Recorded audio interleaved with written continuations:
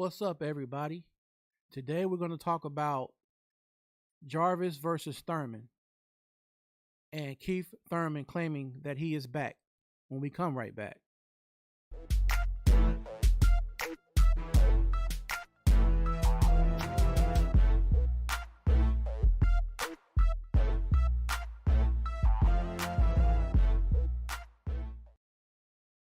Welcome to another episode of Ring Walk Boxing Podcast.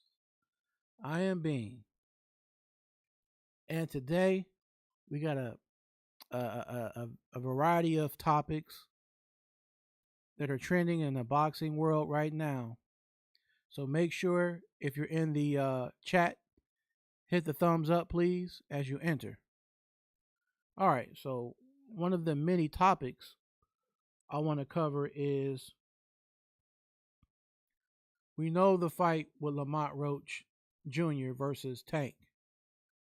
I want to speak on that a little bit more because certain things start to surface, even though the appeal was turned down in an effort for Lamont Roach to try to overturn the draw and get the win. It didn't happen that way. More stuff is developing from other people who are doing slow motion shots of that. And it's actually showing that the punch that was initially thrown first, it actually did miss Tank when you look at it in slow motion and watch it very, very closely. Something happened to his eye where it started irritating his eye, like his braids were hanging down. So somehow his braids, maybe from the him moving his head or whatever, it hit his eye and it irritated his eye. So it really wasn't from the actual initial punch for him to take the knee. What had happened was he was off a balance when the other punch came, and it looked like he was being, staggered. But it was more or less he was off balance. He wasn't staggered by the punch of Lamont Roach in that moment.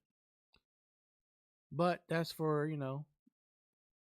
us to elaborate on or talk about or whatever. But at the end of the day, the appeal was not upheld, so it pretty much is what it is.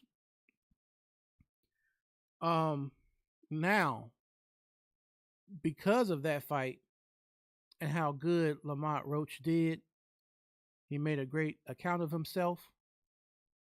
I could definitely see to where Lamont Roach Jr. will have a lot of different boxers offering him fights. So if he doesn't have an immediate fight with Tank Davis next, I seen where Shakur Stevenson said he would fight Lamont Roach Jr. So it opens up great opportunities for Lamont Roach Jr. at the 135-pound weight division. And as we saw with Tank, who could really hit, Lamont Roach stood in close proximity to Tank and went blow for blow, toe to toe with that man. Many fighters will not fight Tank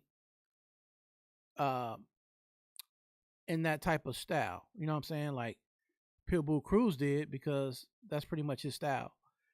Come forward, the Mexican style, and he's very, very much on his front foot, and he's using aggression and throwing punches and bunches. And many fighters cannot deal with the type of pressure that Pitbull Cruz will bring. Only a very good fighter who's got some level of defense and has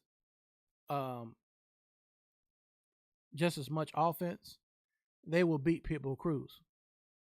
Generally, a person who could really box, or is a boxer puncher, or is a person who's a lot taller than Pitbull, who can use a jab, keep him at range, you can outpoint him. And that's what we saw when he fought the bigger opponent that ended up beating him. I can't think of his name right now. This was like maybe 2 fights ago. So Talking about Lamont Roach, Tank Davis. Um, if they don't fight each other, there's other people they can fight. And the fight that we all want to see and we're hoping to see is Tank Davis versus Shakur Stevenson.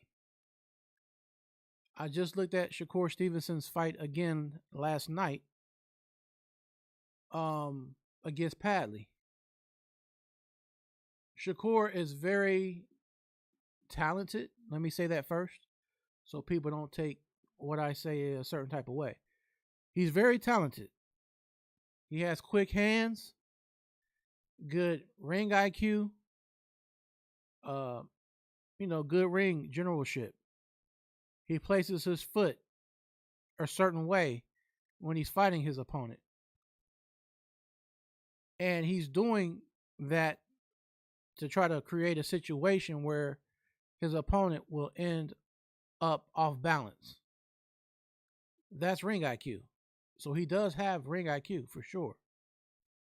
So I've never said that he didn't have ring IQ, that he wasn't talented or like a top fighter, but I just think with Shakur, we haven't seen him put in a position with a power puncher.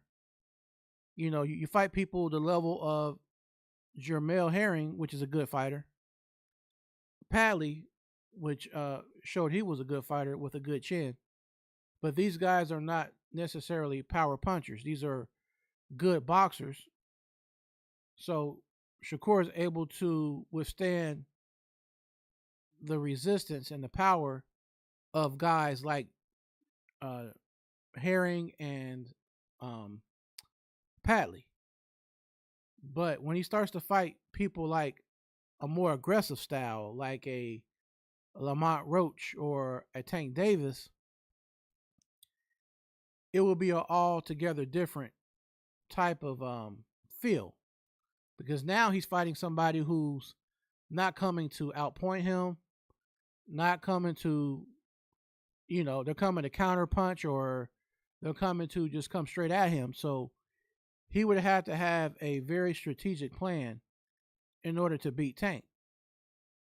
And at best, I feel that Shakur Stevenson would just hit and move, pretty much. Hit and move.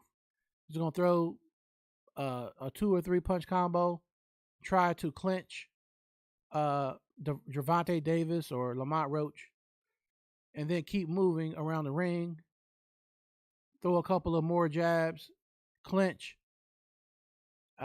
He'll slip in a few body shots, but he really won't throw a lot of power shots. It would be a lot of jabbing and grabbing, a lot of circling around the ring, because he's not going to really sit down on his punches and take chances of fire being returned back to him, if that makes sense, in my opinion.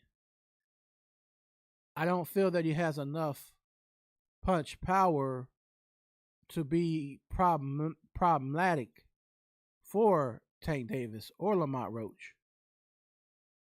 And that could be a problem if he doesn't have enough power, respectable power, to keep a fighter up off of him, and they can eat those punches and they're used to his power, and it's not something that's going to make them second guessed.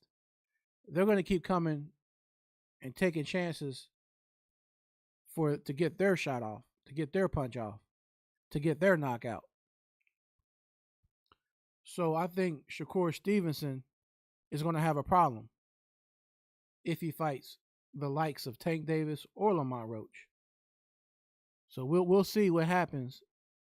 I would like to actually see him versus Lamont Roach, just to see how he handles that style of a fighter.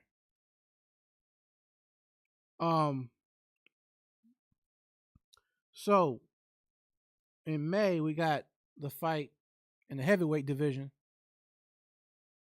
Martin Bakoli of Congo, Africa, versus the Nigerian F.A. Egjagba. 2 really big heavyweights. Two guys who can get in that ring and they're gonna crack.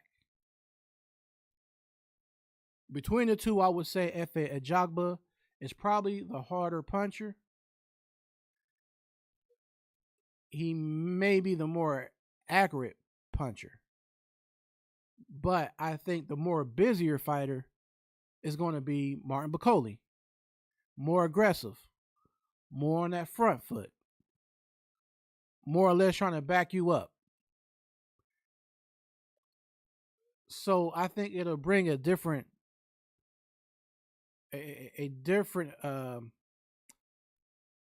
game plan or blueprint for Efe Ajagba that he's never really been used to, a pressure fighter like Bacoli.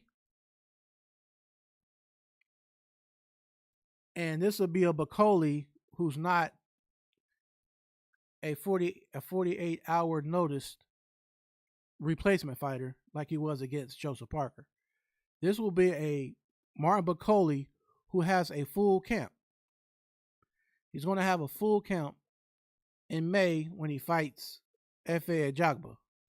So this needs to be the type of performance by Martin Bacoli to where people know he's the real deal, or he's good, but he's not what we thought he was.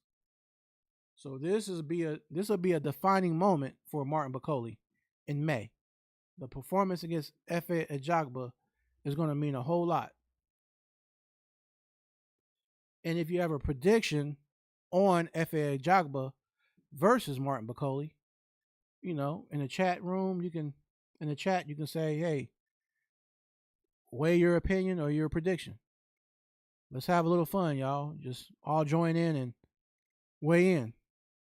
All right, so we have another upcoming fight this is over in the UK. Two UK legends, and actually two legends of two sons of boxing legends. Eubank versus Ben. This is going to be a good fight. With Ben, he's very aggressive. He has good punch placement, nice speed, and he's pretty ferocious. He's very ferocious with his style. Eubank is a little bit more slick, a little more technical. At one point, he was being trained by the legend from over here in America, Roy Jones Jr. I'm not sure if Roy Jones is still the trainer of Eubank, but whatever trainer he has or whatever game plan he has, I think he needs to be very, very weary of that power of Ben. He's going to have to box very smart. He's not going to want to get into a firefight with Conor Ben. If he does get in a firefight, I feel that could be dangerous, and that may lead to him being knocked out.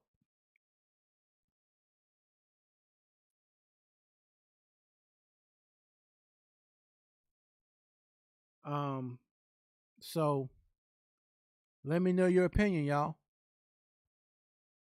If you think Eubank will beat Conor Ben or Conor Ben will beat Eubank when they fight, let it be known in the comment or in the chat, please.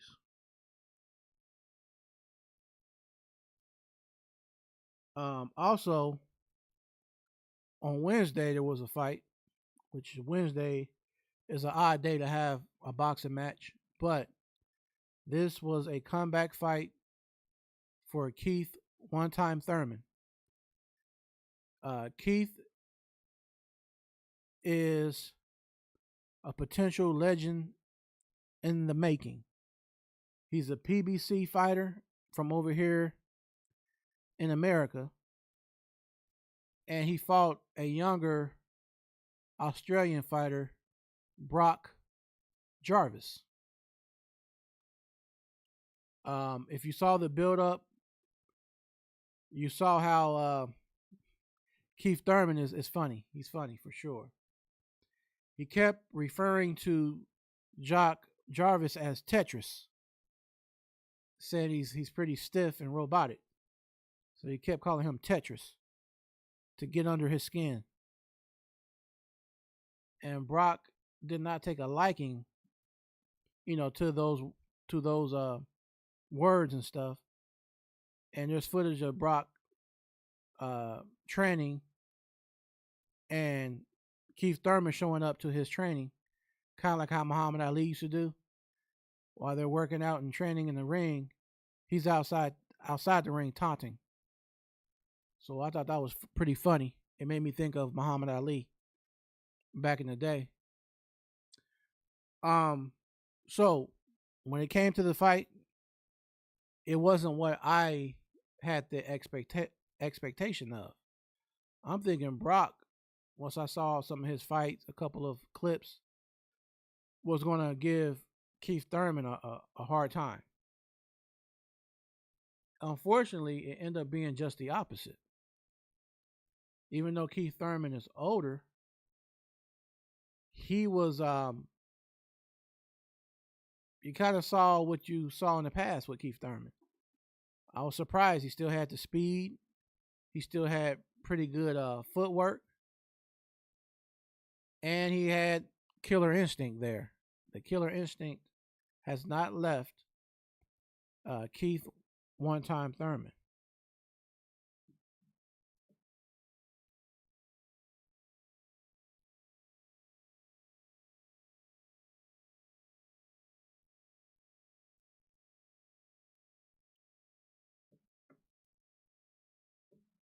After the fight, which ended up ending in a knockout of Brock Jarvis, Keith Thurman raised his hands in victory and said, "I'm back." So, with that in mind, and some good wins under his belt, which one name that sticks out with Keith Thurman is another PBC fighter, Sean Porter, Sean Showtime Porter, and the Errol Spence fight we never got to see. Errol Spence versus Keith Thurman. I don't believe we will ever see Keith Thurman versus Errol Spence. And I think it's safe to say Errol Spence is not the same, after his car accident that he was prior to his bad car accident. He was always, to me, a fighter I followed. I'm very much a fan of Errol Spence, and he still looked good after the car crash or whatnot. But I still feel like that has some lingering effects with him that would, it would show in his performances at some point. And when you're fighting somebody the level of Bud Crawford, you need to be 1000% healthy. So I don't know. I don't know if there was certain issues that he wasn't telling anybody or what. And I don't want to take away the win of Bud Crawford at the same time. But Errol Spence just seemed off, and different people are saying that he was off. Even on an interview with Michael Jai White, I think he was talking to Vlad TV, and he said somebody who knew Spence personally was saying basically that, hey, shaking their head like, He's not the same.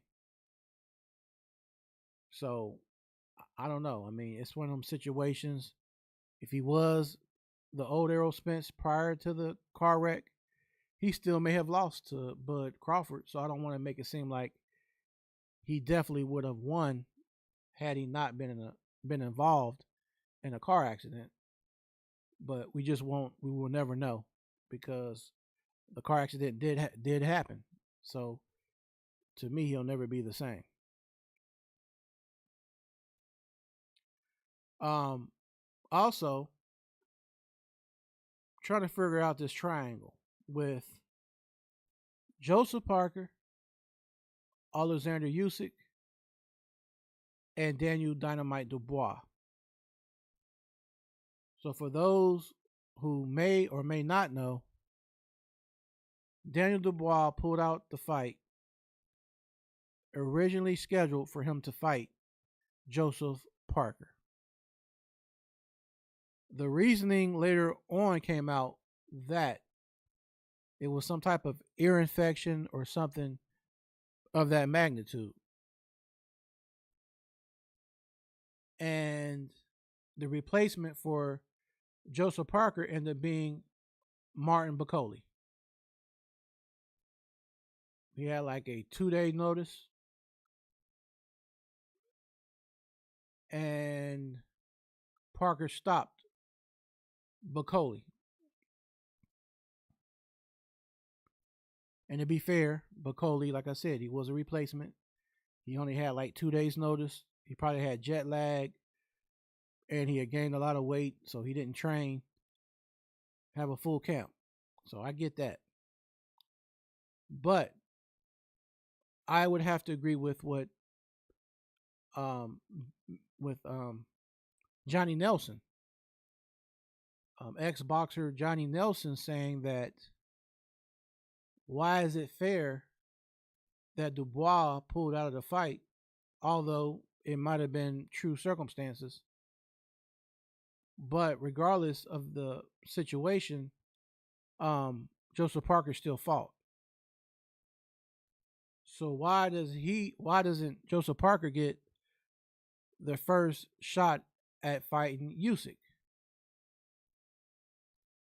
And although Johnny Nelson and many others feel that Usyk will defeat Joseph Parker, it's only right that he gets his opportunity because Joseph Parker's been on a winning streak and he's been fighting everybody, all the top names or all the dangerous opponents. He's taking them on, so he should get first dibs at a shot with Alexander Usyk. So if Usyk were to beat Parker, then there you go. Daniel Dubois is right there waiting. They can get it on. Dubois versus Usyk. It would happen. It would happen regardless. So we'll see how it plays out.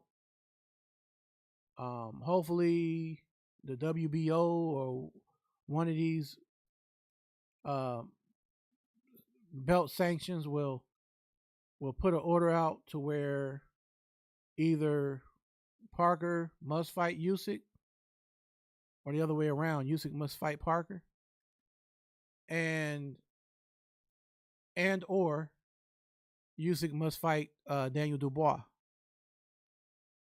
But something has to happen. So with those three, you got the potential of Dubois, Parker as it should have been, or Parker Usyk, or Usyk Dubois. So we'll see how it's going to all unravel here, hopefully soon.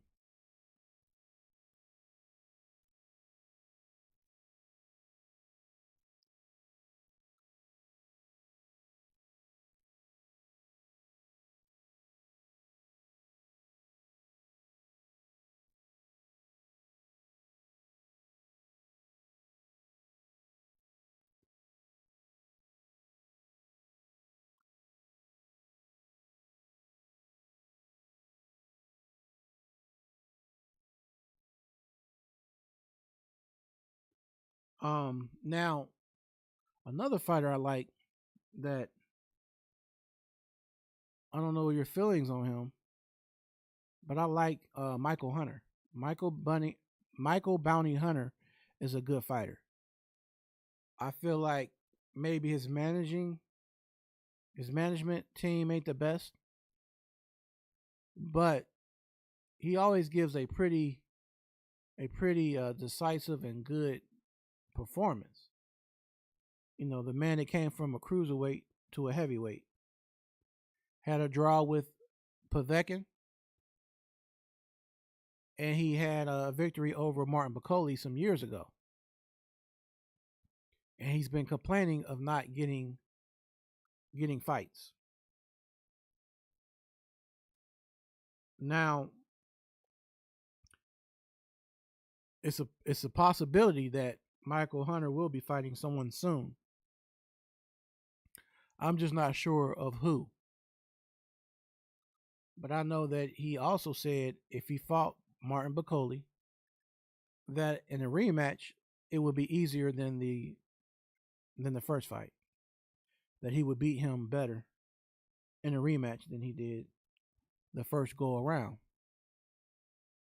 Um, as far as Daniel Dubois, I haven't seen much of him on social media or interviews because for a while he was prior to the fight of Joseph Parker, he was in a lot of interviews, but I haven't seen him lately. So it's got me wondering what is Joseph. I mean, what is Daniel Dubois going to do next? Also, I haven't heard a lot from Anthony Joshua as far as on social medias and interviews. I haven't heard a whole lot from Anthony Joshua at all as well. Um, but if I had to take a guess, Anthony Joshua definitely is hoping for that fight with Tyson Fury. And I personally don't feel like Tyson Fury is actually retired. I think he used that term very loosely. But I feel that he's just saying, hey, I'm going to just be laid back and I'm going to just see how everything starts to unfold in the heavyweight division. And if the opportunity and the money is right for Anthony Joshua versus Tyson Fury, I feel like it's going to happen. It's going to be like the biggest heavyweight boxing in UK. It's going to go bananas over there. It will likely be a sellout event. So let me know y'all opinion because a while back some people act like they were not interested to see Fury versus Anthony Joshua. I still would like to see that fight.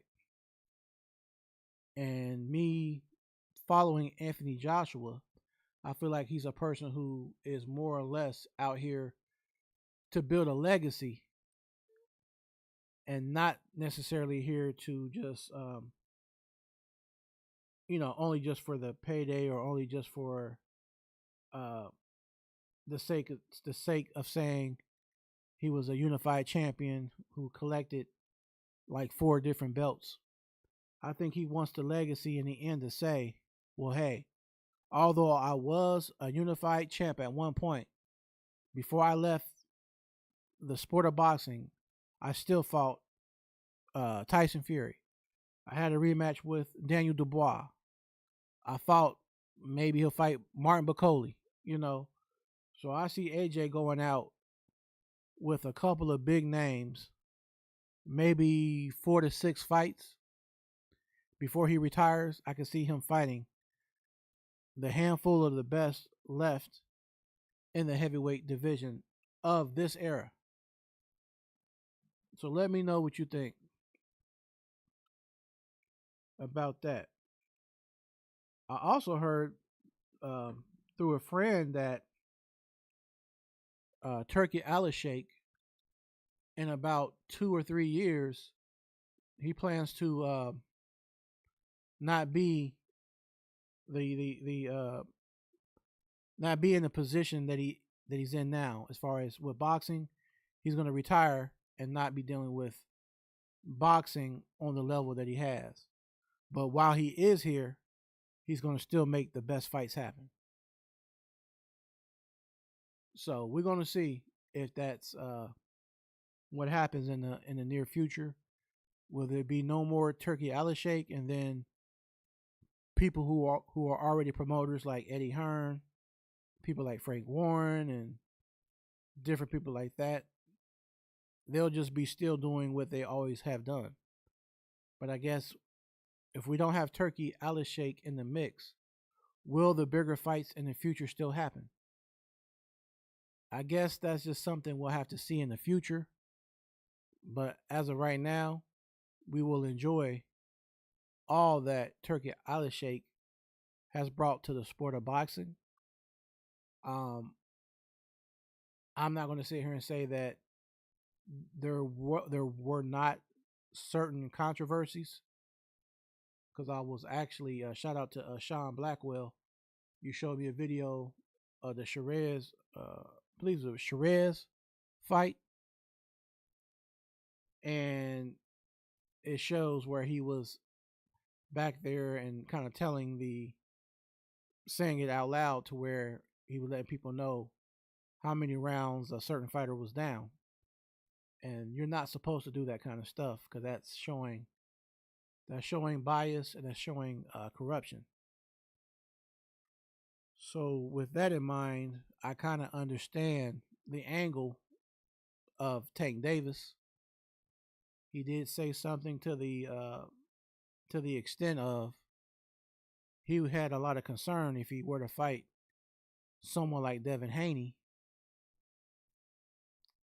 And this is just Tank's viewpoint. He could be point on, spot on, or he could be far, far left or whatever. But he's basically saying that he felt that if he fought under Riyadh or whatnot, he feels that he won't get a fair shake if he fights outside of America, over in the Middle East or whatever. He feels that they have more of a vested interest in Devin Haney, and that if he fights Devin Haney, he must win by knockout. And if he's unsuccessful at knocking out Devin Haney, and it's like a Lamont Roach fight and it goes all rounds to a decision, Tank does not see himself winning a decision. So he's not feeling comfortable to want to fight anywhere but over here in America. Um, so what do you feel about his viewpoint? Is it valid, or is he just overthinking? Let me know what y'all think in the chat room or in the comment. Just let me know what's up.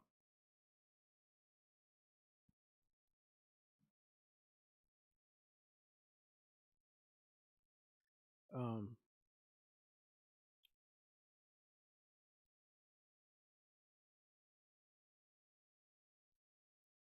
can you forward me that, bro? Can you forward me that link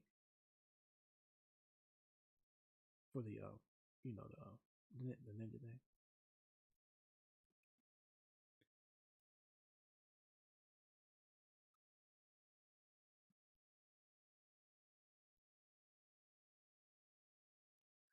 All right. So here shortly we'll be having somebody coming on here to talk and elaborate on some of the topics I've been talking about. Primarily Tank Davis, etc., Shakur Stevenson. Um,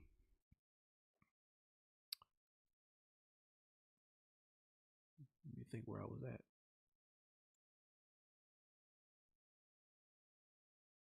Oh yeah, yeah. So that was pertaining to Turkey Alley Shake, um, and Tank Davis or whatever.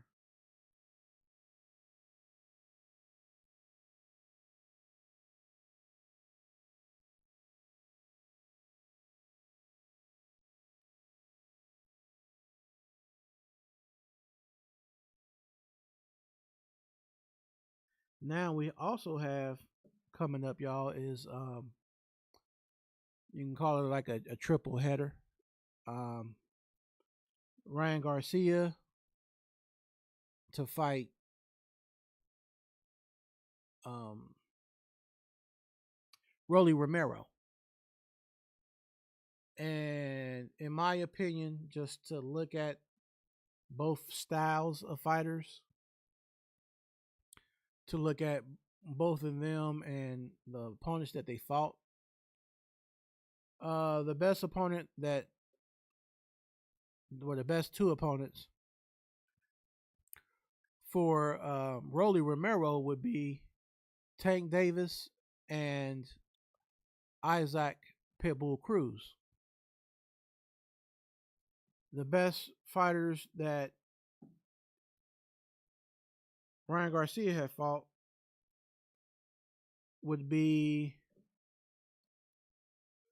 Tank Davis and Devin Haney. But Devin Haney is a bigger opponent than Tank. He's a bigger opponent than Rolly. Because I want to say Devin Haney is fighting now at 147, I believe, pounds. Whereas Stevenson, Tank, and Rolly are like at 135. So we'll see though. The Garcia versus Rolly Romero.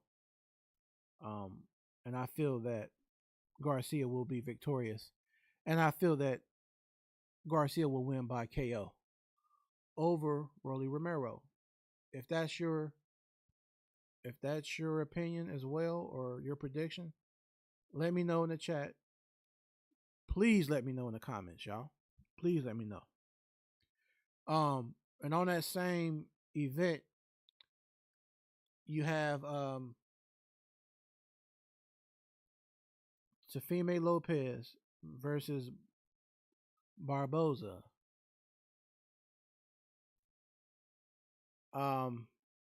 Yo, Tefime is a good boxer. We saw him look good, and he was shining when he beat Lomachenko. That was like the highlight of his career. When he fights Barbosa, it's going to be a good fight. I really don't have a prediction as of yet because I want to study Barbosa more.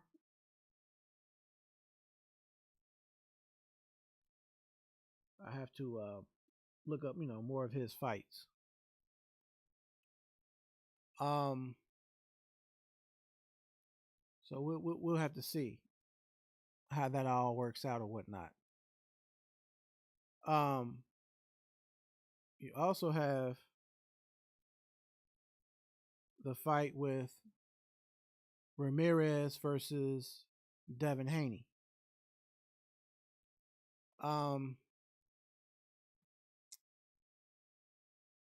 That one I could see Devin Haney being and doing what he normally would do. He's a very top level boxer. He's very smart. He's not known for knockout power, much like Shakur Stevenson. So he's going to pretty much either give a schooling lesson to Ramirez, or or win on a split decision. That would be my prediction. I can't see Devin Haney knocking him out, but Devin Haney has dropped people like Regis Prograis, and I never thought he would have enough power to do that. So he does have decent power. So, he could put Ramirez down, but if Ramirez has a decent chin, I could see him getting back up. Let me know your predictions on that triple header. Who y'all think would win, with those fighters. Another fighter that was a huge name in the same era of, well, the same era right now, but earlier in this era, Deontay Wilder. I haven't heard much from him either, but you never know. He might come out the blue, and all of a sudden you hear Deontay Wilder's going to fight Anthony Joshua, or Wilder's going to fight Andy Ruiz. You know what I'm saying? It could be one of them situations that Turkey Alashake can make happen. So if that happens, either fight would be a decent fight. AJ versus Wilder or Ruiz versus Wilder. Ruiz is a good fighter who had beat AJ at one point, and AJ came back and won the rematch. So either guy versus Wilder to me is a good match. And then we can also see where Deontay Wilder is. But personally, I think the fire inside that he once had no longer burns. I don't think the fire that once burned in the belly of Deontay Wilder, I don't feel that it exists any longer. So let me know y'all opinion, y'all. If Wilder were to fight AJ or if Wilder were to fight Andy Ruiz, how do you see those matches going? Please let me know. And then we also going to have the fight with Joe Joyce versus Philip Herkovic. If you have a prediction or opinion on that matchup, let me know, y'all. Let me know below, y'all, in that comment section or in the chat. Yes, sir. So, Joe Joyce was once known as the Terminator because of his resilience and the unfortunate fact that he was taking unnecessary punches.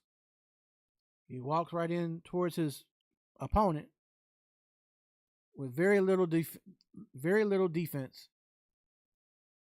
and all this right here exposed. So he was always catching a lot of punches to his chin,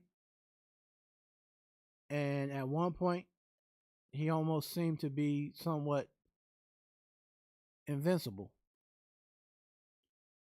But I always felt that at some point the invincibility was not going to hold up.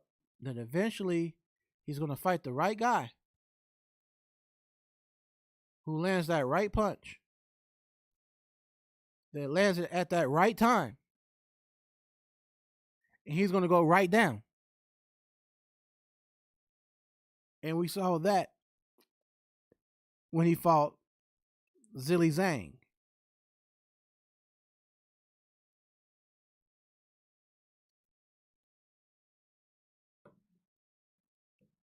The same Zilly Zhang that fought Philip Herkovic in a close decision. That Zilly Zhang knocked out Joe Joyce. And in return, Zilly Zhang fights Ajit Kabayel, who knocks him out with a body shot.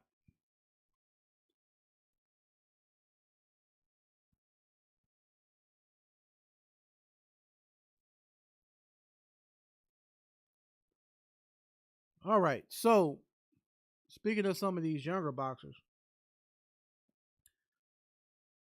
I've started to follow here recently Moses Ntuma. Moses Ntuma is a young heavyweight, I believe maybe 19 years old. He has nice movement, decent hand speed for his size. He's a big dude, a young kid, or as you would say over in UK, a young lad. And he packs a punch. I feel that he is the type of fighter that he has a management team like Frank Warren, and I think they're doing a good job at slowly building him up. But I think his mindset is, I'm that guy. I'm this young dude with all this power and I'm hungry right now. So he's willing to fight anybody. He'll fight uh, Anthony Joshua. I'm pretty sure he'll fight Deontay Wilder. He'll fight Tyson Fury if Fury was out of retirement. He'll fight probably Daniel Dubois if you know. But I think just to see how good he really is because he's so young, the perfect fight for him would be Charles Martin, Prince Charles Martin from over here in America. So actually, being that Charles Martin is from America, it would be the perfect exposure for Moses and Tuma to get known in America to fight over here. Why not? Come from over there in UK, come over here in America, fight Charles Martin somewhere over here in the States. Madison Square Garden, Vegas, you name it.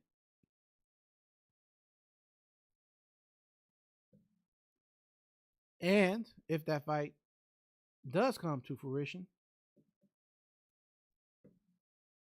although I like Moses and Tuma, I feel like Charles Martin is no pushover.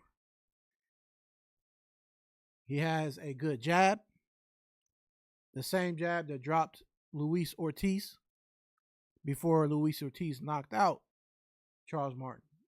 He was dropped twice by the jab of Charles Martin. Now, Charles Martin, in one of his fights, he said it was Big Baby Anderson that he lost to. He said he didn't even have a full camp then. He said if he fights Moses and Tuma, he's going to be in shape and he's going to have a full camp and he's going to bring the pain. So I'm looking forward to that. I saw the interview with Moses and Tuma pretty much saying that he was saying who is Charles Martin to kind of belittle him. But I think that'll be a good match for him because he's still young, he's somewhat green, and he's building his profile. So there's no need to rush him, kind of like a Big Baby Anderson, where you go from a certain fighter and then all of a sudden you're fighting somebody like Martin Bacoli. I don't think that. Well, we'll know after F.A. Ajagba fight just how good Martin Bacoli is, and if he can dispatch of F.A. Ajagba in a similar fashion that he did with Big Baby Anderson, he may be that problem that Moses and Tuma is not ready for right now. So that's what we're going to kind of find out here in May in the next few months.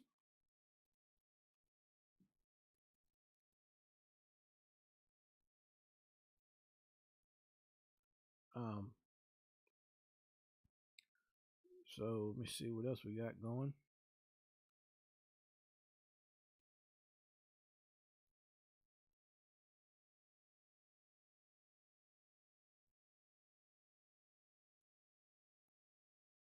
Oh, okay. So now, speaking of Daniel Dubois earlier, um, his trainer, um, Daniel Dubois, Daniel Dubois' trainer,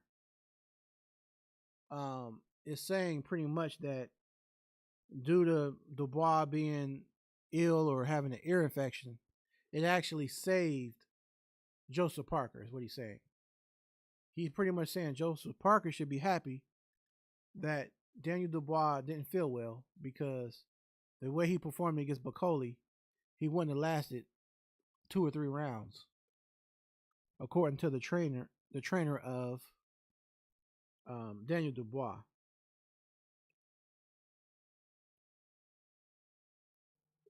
I don't know. What's your opinion on that? With that same version of Joseph Parker versus Bacoli, would he have beaten Daniel Dubois? I was always knowing that Dubois is very dangerous, but I always felt Joseph Parker had all the intangibles, and he's very tricky, and he has a decent power. He has good footwork. He has good IQ, ring IQ. So I felt that Parker could win Dubois because I felt like he had more weapons and more of a boxing brain. Whereas Dubois is just a person he's young, he's 27, and he can just really, really punch.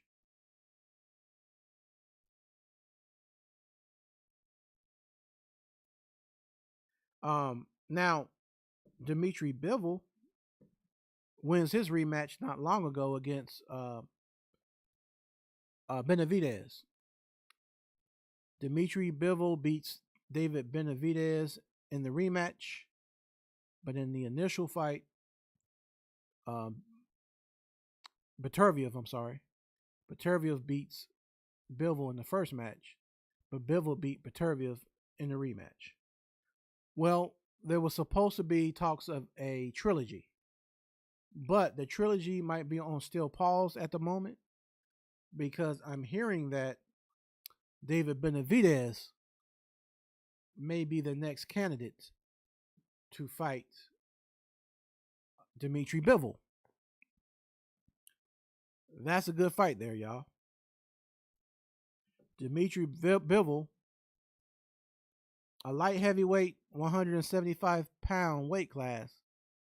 Very talented, very mobile, has great mobility, light on his feet, knows how to move around the ring, nice combinations, good defense, all that.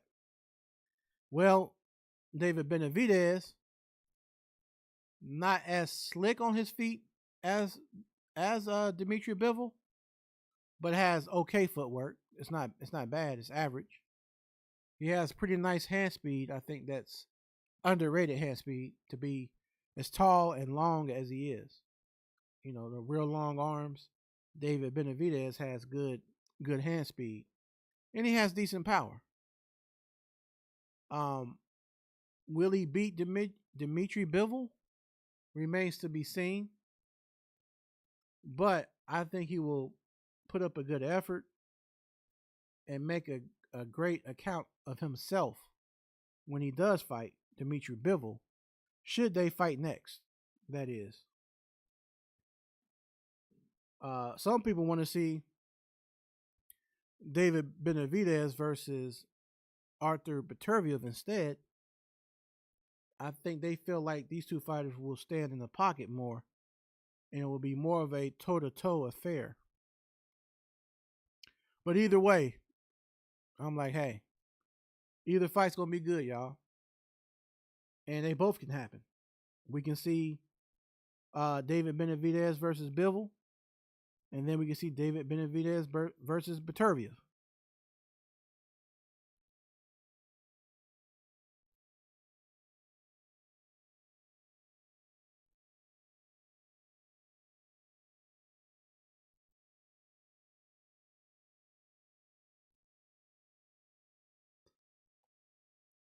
Now, once again, it's been surfacing online that Vladimir Klitschko, at age 49, may return back to the boxing ring. Age 49, almost 50. Now, don't get me wrong, he's not your typical 50-year-old or 49-year-old man. He's in impeccable shape, very great shape. Probably a gym rat. Eats well, works out all the time. But I think at 49, it's just way too risky with these young fighters that have just as much power, like a Daniel Dubois. He has just as much power, if not more, than Klitschko. A lot younger. I just think that rolling the dice against these guys in their youth could be very, very. It just wouldn't be smart. I don't know if they're going to even allow him to fight at age 49. I will hope that the boxing the boxing world will not let Vladimir fight at age 49. Now, I don't have a problem if he fought like what do you call them? Exhibition. The exhibition, that'd be cool. Like Floyd Mayweather did those. Mike Tyson did one technically with Jake Paul. Fight an exhibition, but an actual sanction and a real fight for a belt at age 49, that's just crazy. I would not want to see a legend like him get hurt by a young, hungry fighter. I wouldn't want to see that. So we'll see what happens, y'all, when it comes to the return or potential return of Vladimir Klitschko. Um, Now, as far as Michael Hunter, it could be potential opponents for him could be Kubrat Pulev, who is up in age. I believe he's in his early 40s, maybe. Um, a little bit younger than myself. Um, and then you got the young dangerous Fabio Wardley. Michael Hunter is a slick fighter. I could see him beating these guys. Well, Fabio Wardley, uh, Hunter would likely beat him like he beat Piccoli on points, out slicking him, outmaneuver him, things like that. Now with Kubrat Pulev, he does have now that I think about it, he has a very good chin, and when he's knocked down, he gets up.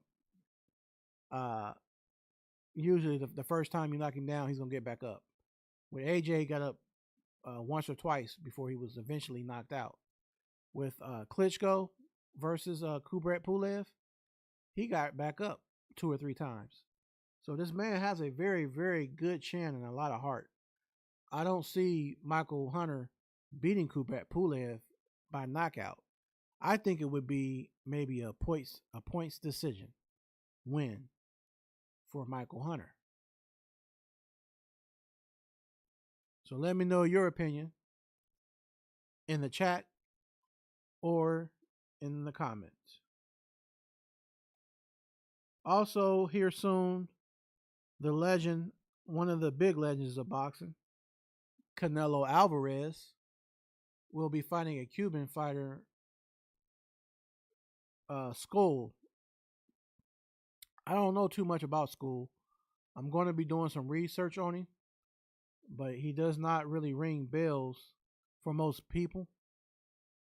But like any boxer, man, sometimes you may not know the name, but he's fighting the name of one of the big names of boxing, like Lamont Roach did when he fought Tank Davis. So this fight alone, if he gives a good account of himself, if Skull can give a good effort and give issues to Canelo Alvarez, this will definitely catapult his profile. He's going to be a huge name in the boxing world. That's how it happens. If you hang in there with a veteran or a power puncher that's known to knock people out, and you survive the fight, or you go toe to toe with that person and give a great account of yourself, your name starts to go up in the boxing world. You start to soar, and that could be a factor if Skull can give a good account of himself versus the veteran Canelo Alvarez. Now, here in the near future, there's another fight set up for Canelo Alvarez against another well-known boxer that people refer to as a pound-for-pound great of this modern era. Hailing out of Nebraska, Terrence Bud Crawford. Terrence Bud Crawford is very special. He's a switch hitter. He can fight orthodox or southpaw. He's very strong for his size. I think his strength is underrated. That people don't understand how strong this man is. I seen him deadlift stuff that was crazy. So he's a very, very strong guy. Um, he has decent power. He has decent power. But I guess the question we have to ask ourselves: will his power transcend from the weight division? I believe 154, and he'll be fighting Canelo at like 168. So that's like another what 14 pounds.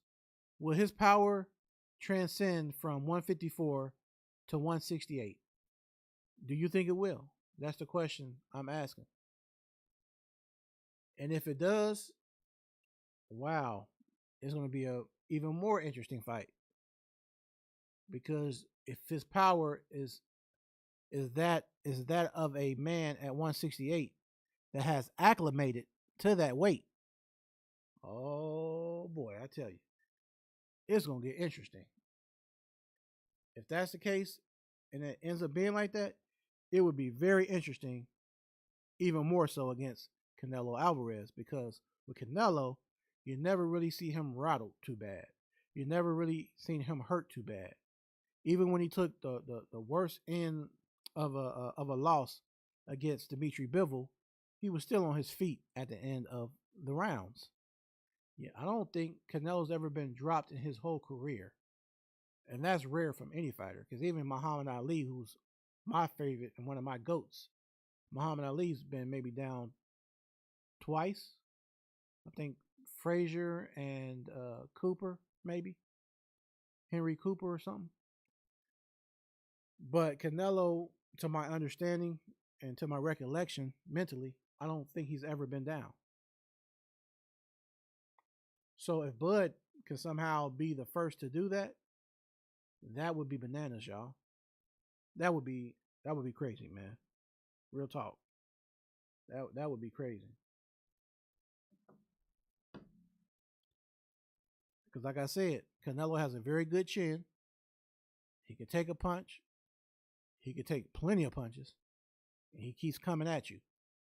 And generally, mid rounds, round 7, 8, 9, while you're starting to come down a little bit because you've been putting all your effort into trying to build points or put a hurting on Canelo, it's like he's getting stronger and stronger as these rounds are going deeper and deeper and closer to the championship rounds. I feel like it'll be more interesting if the fight goes past round 6. That round 7 and 8 and 9 are going to be like highlight rounds if Bud survives that long, which I believe he can. I think those rounds from 7, and if it makes it to the championship rounds, I see that being a the climax of that fight is going to be at its peak.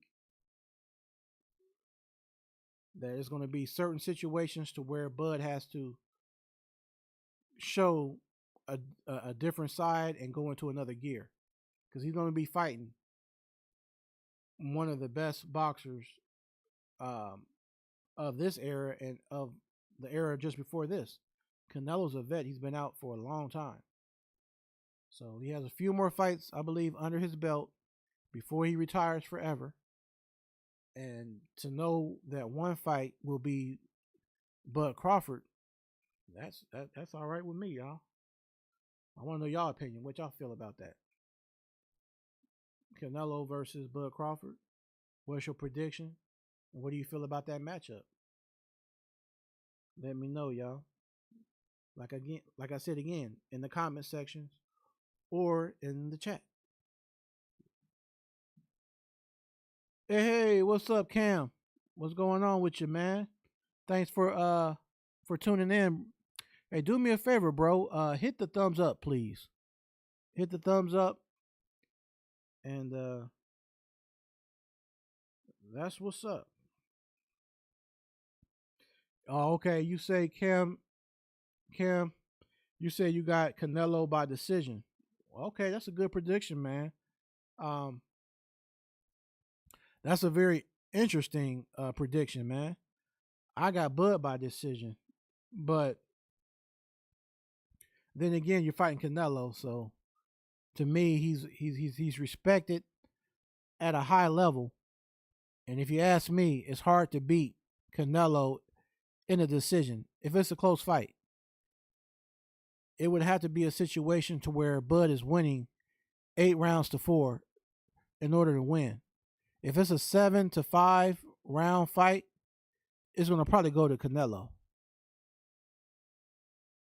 in my opinion, because we seen Triple G fight Canelo, and every time he never got a decision.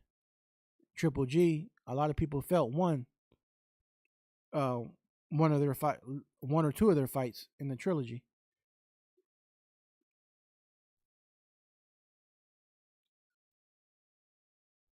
Um,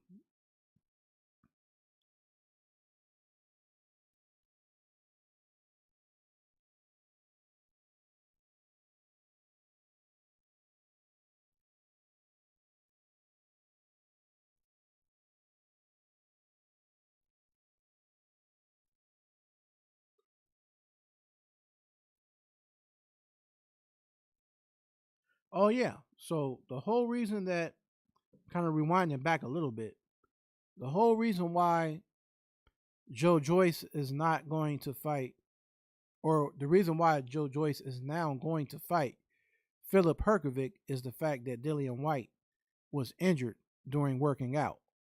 Dillian White said he had a finger injury that happened when he was working out, where a dumbbell smashed his finger or something like that. So Dillian White won't be able to fight Joe Joyce, and Philip Herkovic will be the replacement for Dillian the Body Snatcher White.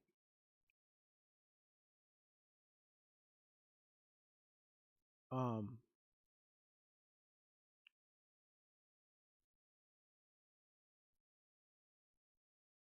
all right, so now it came back to me, y'all. So the trainer of Daniel Dubois is Don Charles.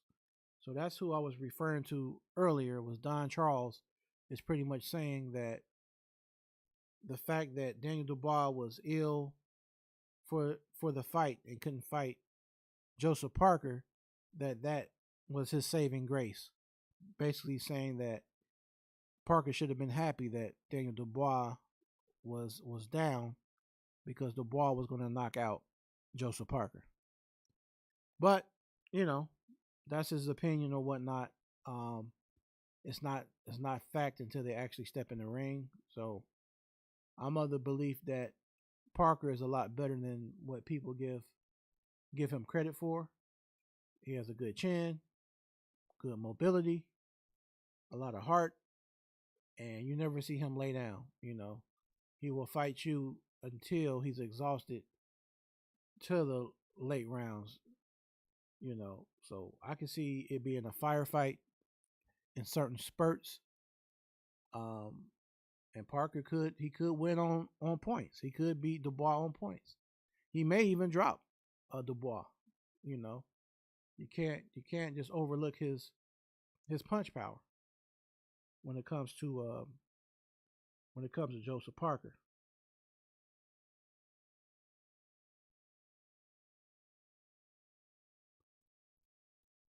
He said Bud jumping up 3 weight classes. Cam J says Bud jumping up 3 weight classes doesn't sit well with me. I think he'll make it more competitive than Jermell Charlo. I just don't see the weight translating well for Bud. Plus, Bud on a year layoff too. I was talking to somebody, man, Cam, about that last night, and I think they were pretty much saying that Bud Crawford right now, that somebody said Bud Crawford was walking around at 185 pounds. So if he's bulked up like that, I don't know, man. He could shred back down to the 168, to go from 185 to 168, because now he's bulked up to 185, and then shred down to 168. Man, he might be on point, man. I don't know. I mean, like you said, he's definitely jumping up weight classes, but If anybody could pull it off, I would say it would have to be Bud Crawford. You know what I'm saying? I think Bud Crawford could pull off the upset with Canelo. And I'm not even really a Bud fan. I mean, I like him a lot more now. I'm an Errol Spence fan, but hey, man, I got to give credit to Bud, man. He's a beast. You know what I'm saying?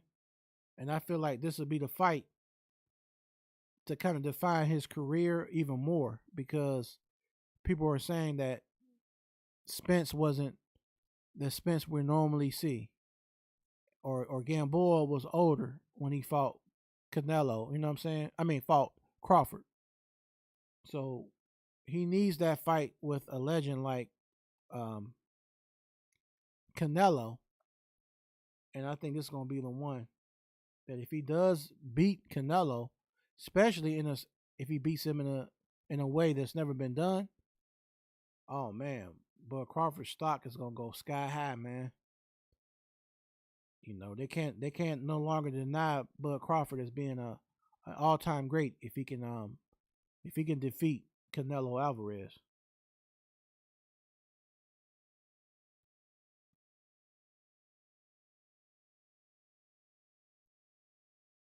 So what you think, Cam, about the draw with Tank versus Lamont Roach? What'd you feel about that, man? Did you feel that it was fair? A draw was fair, or did you have Lamont Roach winning, or did you have Tank winning?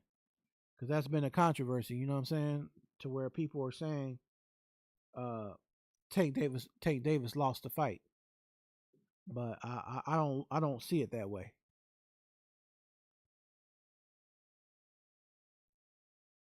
Oh yeah, Cam.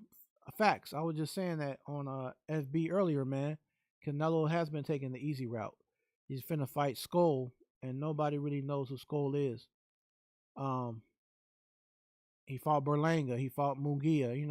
He fought all these guys that would never really give Canelo a problem. We've always wanted to see him fight David Benavidez.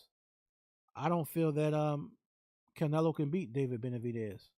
I actually feel that David Benavidez would have been the guy to stop Canelo or at least drop him.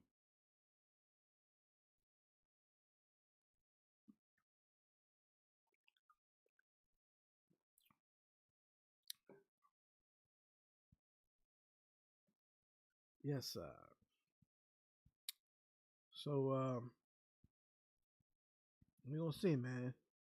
Um,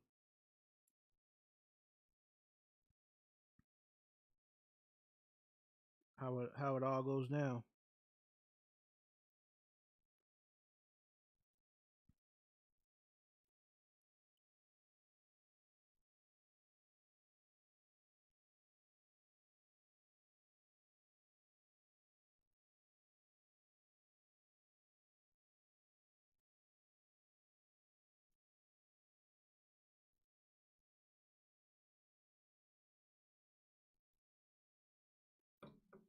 Cam, you say you wish Bud had a tune up at 168 to get a feel for the division.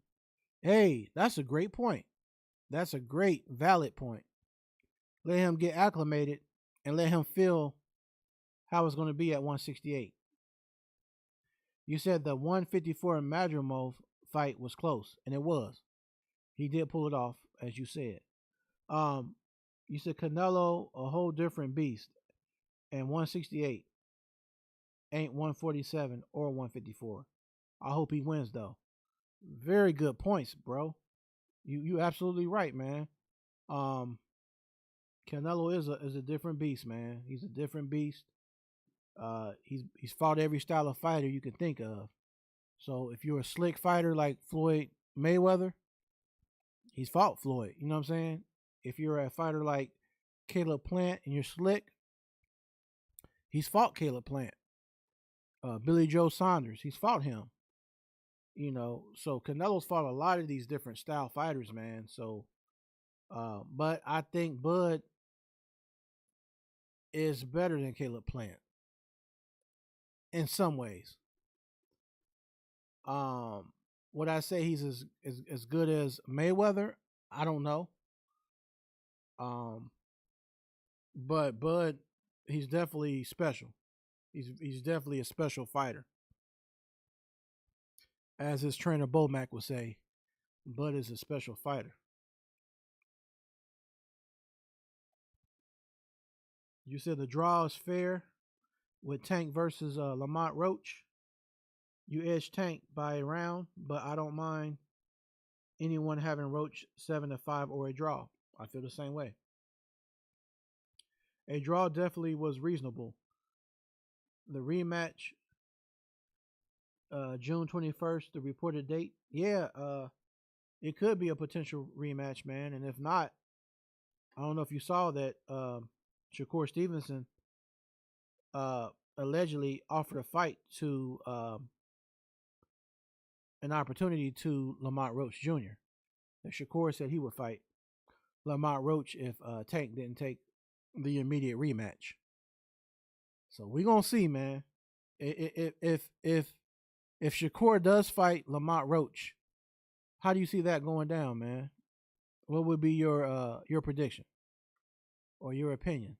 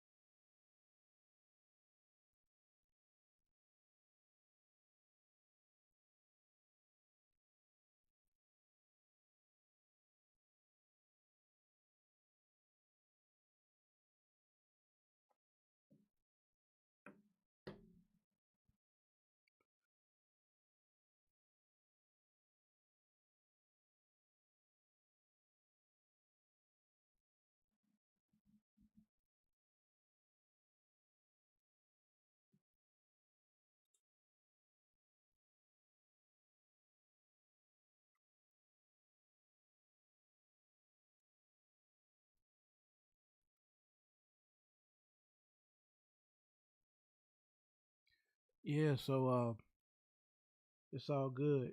Hey, Cuzzo, if you can hear me, cousin Kendall, if your phone's not connecting to the link, you can just jump in the chat and say what's up. We over here in the chat, and you'll see Cam mainly here with me chopping it up.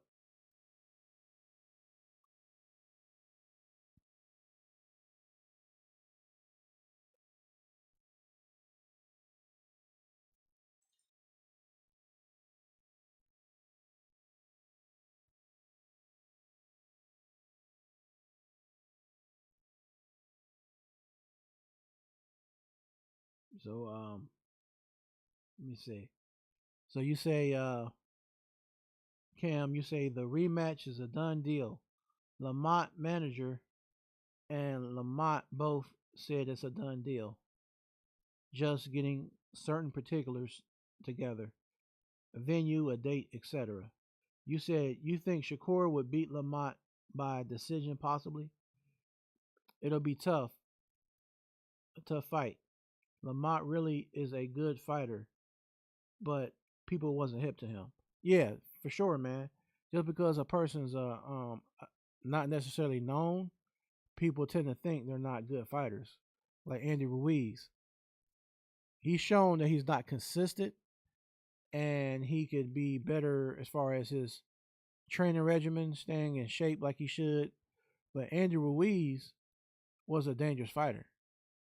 If you go back and look at his uh his fights on YouTube, a very dangerous guy.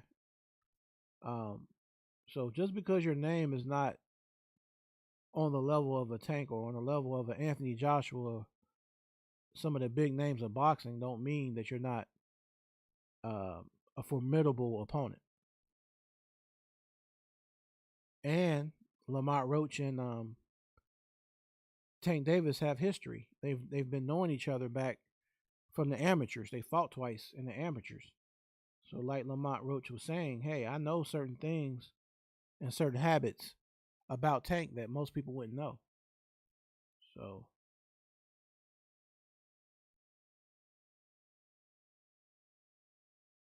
um, so yeah, it's all good, man. Um, I don't know what's gonna happen, Cam, with Kid Austin, Floyd Schofield.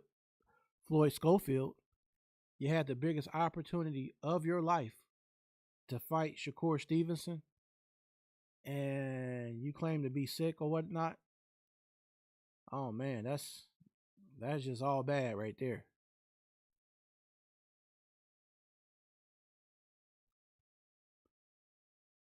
You had life changing opportunity to change your life, to put your profile on a different level.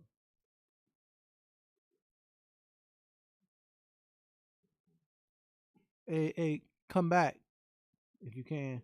Okay, I see you. You hear me? Okay. Yeah, yeah, I can see you.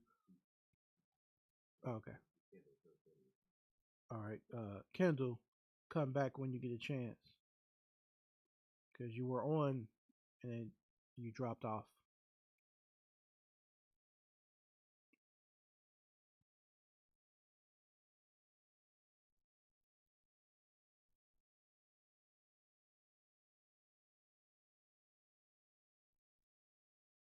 Yeah. So, you know, like Cam, like you're saying, man, uh, Shakur could definitely win by decision because that's his style. He generally does win on a decision. He's very, very slick, moves around good, good IQ in the ring. Not known for his power, but he pretty much has the only thing he lacks is punch power and what I would call killer instinct or flipping that switch. I don't think Shakur has it, but Bud Crawford he has that switch, and I think that he would have showed or it would have rubbed off on uh, Shakur Stevenson. But for some reason, it's like Stevenson, he will get in there, put together a good combination, have his opponent looking hurt, and then back up off the opponent. Where most people, once they got you hurt, they're trying to end that round or end that fight. And Shakur always seems to he gets real reluctant after he hurts his opponent.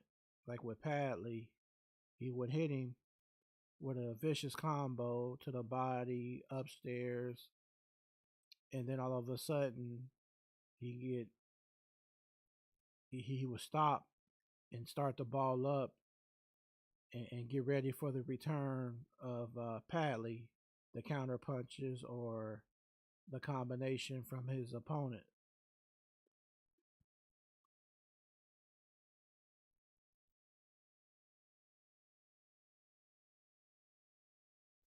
Okay, because you said yes, sir, excessively black LLC. You say yes, sir, because I'm watching now through YouTube. Okay. Cam, you said you love rematch happening right away. Going to be a better numbers than the first. Hopeful Tank will have more focus in the rematch. Lamont better get focused. Been out celebrating. Yeah, that's the worst thing for Lamont or anybody. You don't want them to end up like Buster Douglas where you want to fight, but then or you didn't win, but this is a situation where you had a draw, and a draw to him is like a it's probably like a win because nobody thought that he would do what he could do like he had did, So for Lamont Roach to win, to I'm sorry, I keep saying to win, but for him to have a draw, it's probably like a win for him against Tank. You know what I'm saying? It probably felt like a win.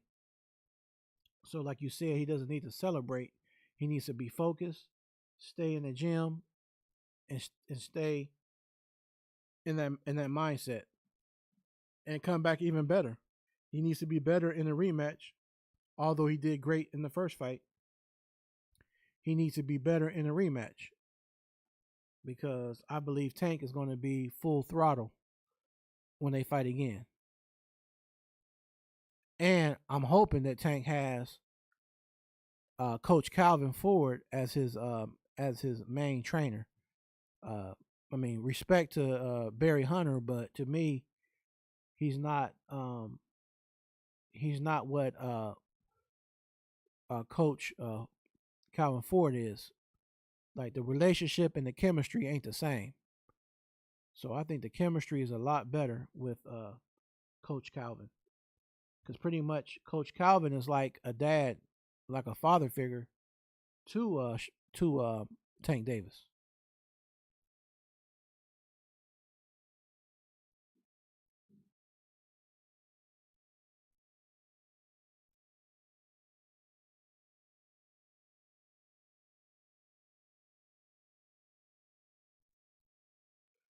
So oh yeah, and again, Cuzzo, excessively black. If you can, hit that thumbs up for me.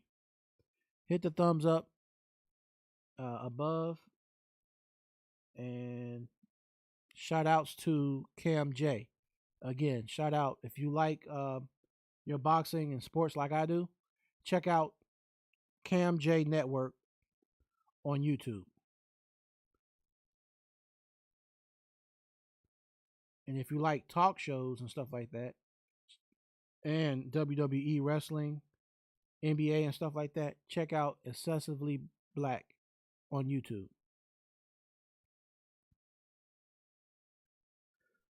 All right, ladies and gentlemen, we had a good live tonight, and I want to say shout outs to everybody that was here. I appreciate the support, and we'll be back here next Sunday, 6 p.m. Eastern Standard Time, every Sunday, 6 p.m. Eastern Standard Time in the USA. So we'll be talking some more boxing talk next Sunday, and we'll just look to what the future has to hold in the different divisions of boxing.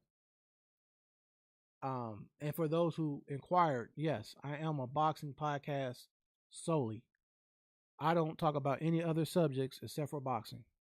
For all those who inquired or were asking, I am a boxing podcast only, but I am connected with other people, family members, and friends that do have other avenues. So hit me up on Messenger or IG or whatever, and I can give you their links. So, with that in mind, I will see you next week. Everybody have a safe night. Be blessed. Peace. And I will catch you on the next round.